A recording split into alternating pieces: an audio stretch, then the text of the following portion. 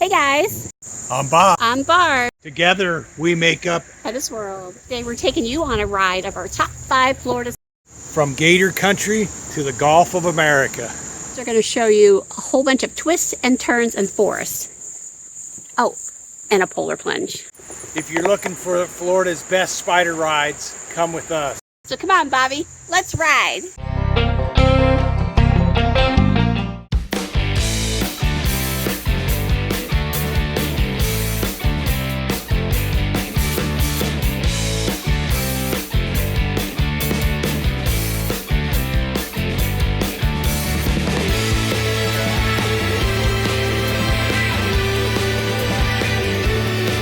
Today's ride starts at our base in Tallahassee RV Park.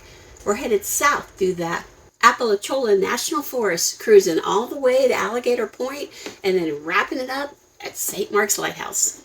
Round trip is about 100 miles.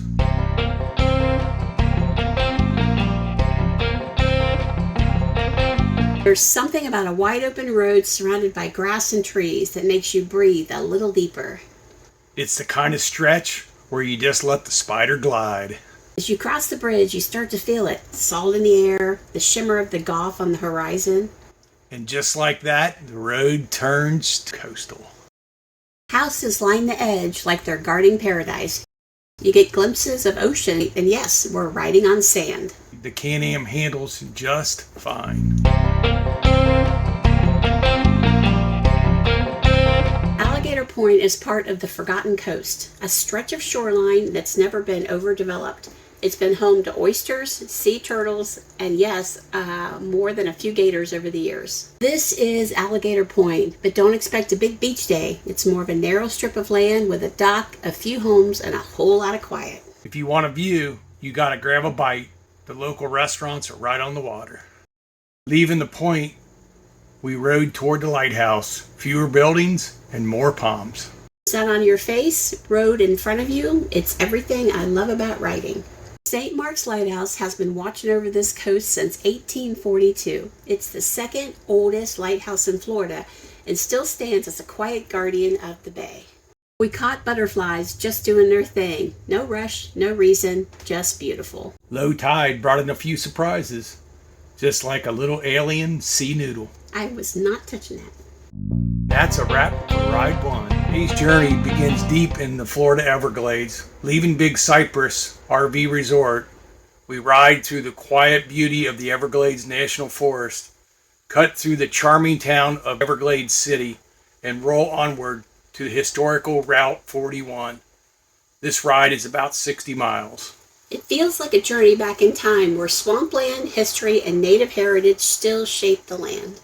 Waterways line almost every stretch of this road. These canals serve a quiet but vital purpose. They are the lifeline for alligators. In March, the gators stay still, hard to spot. They lie in the sun, absorbing warmth through what we call solar panels of nature. They're like knobby ridges along their backside, and they're not just for looks, they're like battery packs of reptilian life.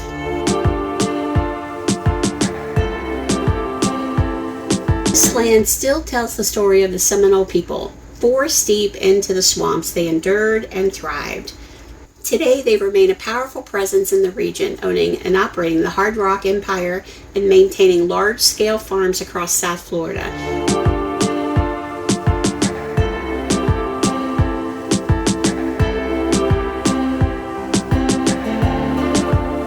Riding I-75, we noticed something strange. Miles of fencing on both sides of the highway. These are alligator fences. Yes, you heard it right. They keep gators from wandering onto the interstates. Because here in Florida, traffic hazards sometimes have teeth. Big Cypress National Preserve protects over 700,000 acres of unique swamp habitat. It's not technically part of the Everglades National Park, but it is just as vital.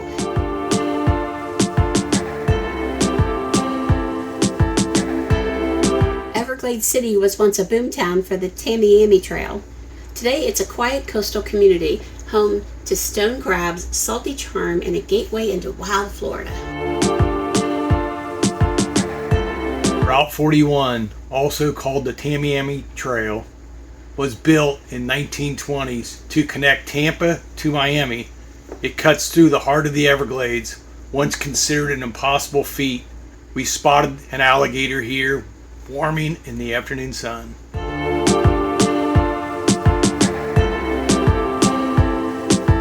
The Tamiami Canal parallels Route 41, dug to help drain and control the wetlands, but the water always finds a way. These canals and culverts feed the lifeblood of the ecosystem. If you want a guaranteed gator sighting, Oasis Visitor Center is the jackpot. And I was totally blown away by the fact that they look like those little toys from when we were kids in the 60s. The little green army men, like little green alligators, they just tossed them out there for us to watch.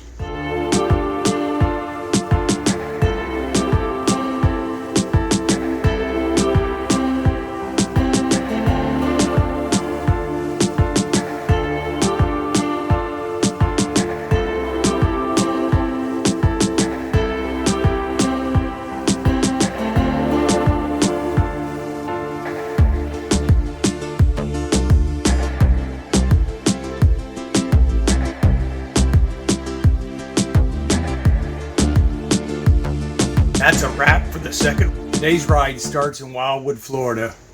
We're going to do a full loop through the Ocala National Forest, winding past Salt Springs, Scramble Town, and back down to Altoona. It's about a 120-mile round trip. This is the kind of ride where you can just let go and enjoy what the road brings. Left behind the urban rhythm and rolled into a symphony of small towns, each one quieter than the last. The world started to slow down here. Out here, it's rustic and wild. The palms meet the pines and the air smells like sun-soaked earth. It's a ride that reminds you that Florida isn't just one thing, it's many worlds.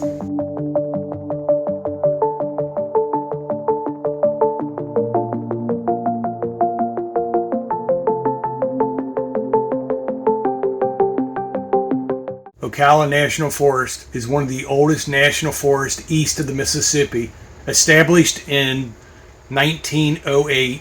It spans over 600 square miles and is one of the few places where longleaf pine and scrub oak habitats still thrive.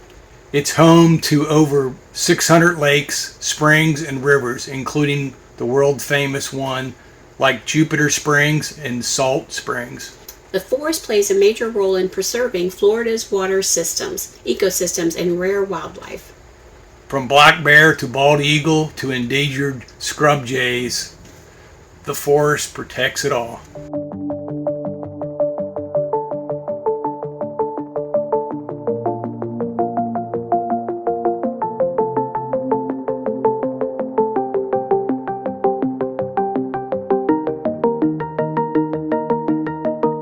And that wraps up Ride 3. Starting from Wildwood, we cut across Highway 44, winding through small Florida towns before reaching the Gulf Coast.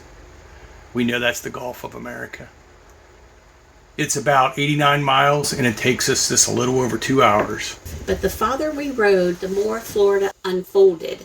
Tiny towns gave way to open stretches of coastal road. Marshes shimmered in the distance. Palm trees leaned in like they were waving. This ride in Florida is in full bloom. Its roads, its skies, its salt-kissed air all reminded us how much this state holds. For moments I didn't even want to talk. Just watch. The road ahead sparkled like it knew we were coming. Glimpses of water between the trees, a hawk overhead, and the feeling like you're part of something bigger than the ride.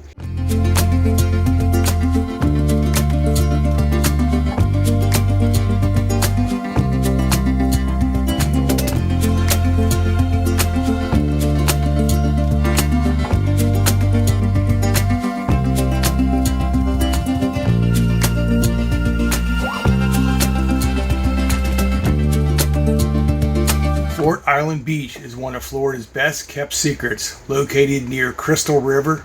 The area is known for its boardwalks, shallow coastal flats, and an easy access to the Gulf of America.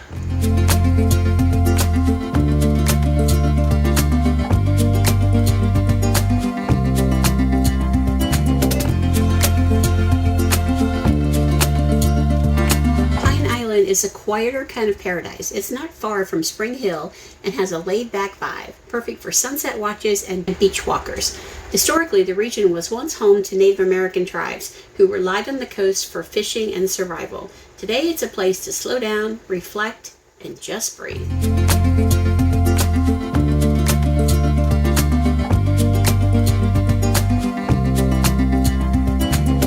That's a wrap for Ride 4. We had a chance to ride with the West Coast Florida Spyder Riders, an awesome group of Can-Am enthusiasts based right here in the Sunshine State. It's one thing to ride a Spyder, it's another to deck it out. Check this one out. Airbrushed to perfection. Every curve is a stroke of someone's personality. And then there's this one. It's covered in Snoopy. I love it.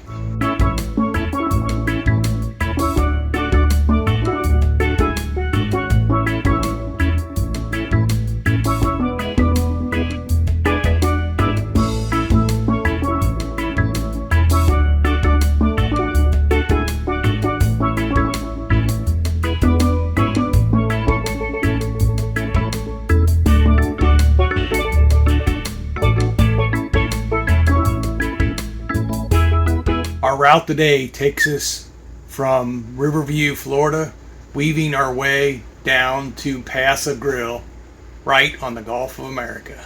It's a scenic ride that dips you through charming neighborhoods, Tampa, several amazing bridges, and glides along the coast.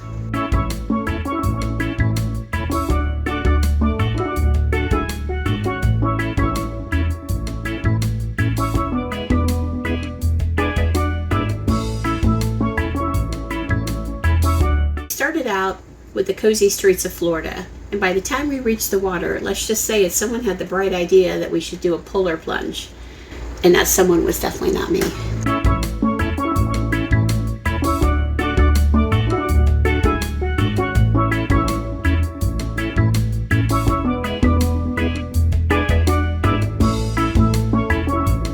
Bridges stretched out over tealed water and rolled across the famous Sunshine Sky Bridge. The wind is in our face and the ocean is on our side.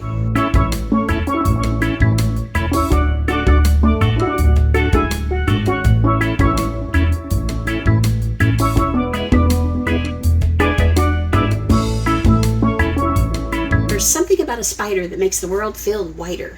It's not about horsepower or design, it's about gliding between states and stories and strangers. It holds you steady and turns and opens you up to the wild. And in moments like this, with the sky above and nothing but the road, you remember exactly why you love riding. Paso Grill is one of Florida's oldest beach towns, tucked away in the southern tip of St. Pete Beach. The name comes from the French, and it means the passage of the grillers, a nod to fishermen who once cooked their catch right on the shore. Today it's a laid-back spot with historic charm, local art, and some of the softest sand in the state. You know, Florida and polar bears don't normally go together, but throw a bunch of Spyder riders into the Gulf of America in the winter, and boom, you got yourself a polar plunge. West Coast Florida ride, and we just did the polar Plunge in Florida. and we did it. And we did it. My butt's wet. It was so icy. I don't know how people could even handle it up north. It was so cold. That's right. That was a perfect way to end the ride. Sun, sky, and the splash. You know it's not just about the ride. It's about the people we meet and the places we go, the memories we make that we never expected. And we're so glad that you guys came along with us for these rides. So if you enjoyed these rides, we definitely want you to give us a thumbs up. We'd like you to subscribe. Bob wants you to Give us your comments. Let us know, have you taken motorcycle rides or three-wheeler Can-Am rides around Florida? We found it not to be the prettiest state in the world to ride around unless you can get close to the coast because it's pretty flat. That's why we definitely wanted to give you an option of what would be the best 5 rides to ride, because Florida is hard to ride, and these were our 5 top favorites. So guys, remember, we're HetteshWorld.